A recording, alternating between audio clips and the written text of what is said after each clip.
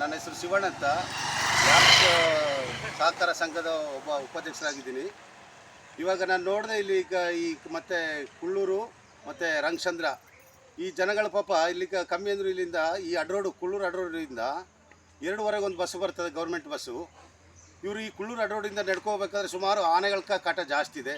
ಚಿಕ್ಕ ಮಕ್ಕಳನ್ನು ಕರ್ಕೋಗ್ತಾರೆ. ಮತ್ತು ಕುಳ್ಳೂರಿನಲ್ಲಿ ಇರ್ತಕ್ಕಂಥ ಜನನೂ ಸುದ ಇಲ್ಲಿ ಕುಳ್ಳೂರಿಗೆ 2 ಕಿಲೋಮೀಟ್ರ್ ನಡ್ಕೋಬೇಕು. ಮತ್ತು ಆ ಕುಳ್ಳೂರಿಂದ ಬೂದಿಪಡಕ್ಕೆ 3 ಕಿಲೋಮೀಟ್ರ್ ನಡ್ಕೊಂಡು ಹೋಗಬೇಕು.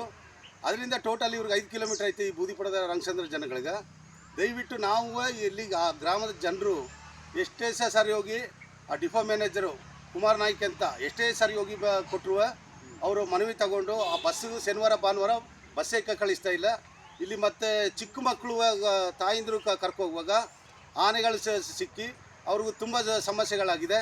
ಮತ್ತು ಇಲ್ಲಿ ಕಾಡು ಪೊದೆ ಒಳಗೆ ಚಿರತೆಗಳಿಗೂ ಸುಧಾ ಮಕ್ಕಳಿಗೆ ಕಾಣ್ತಾ ಇದೆ.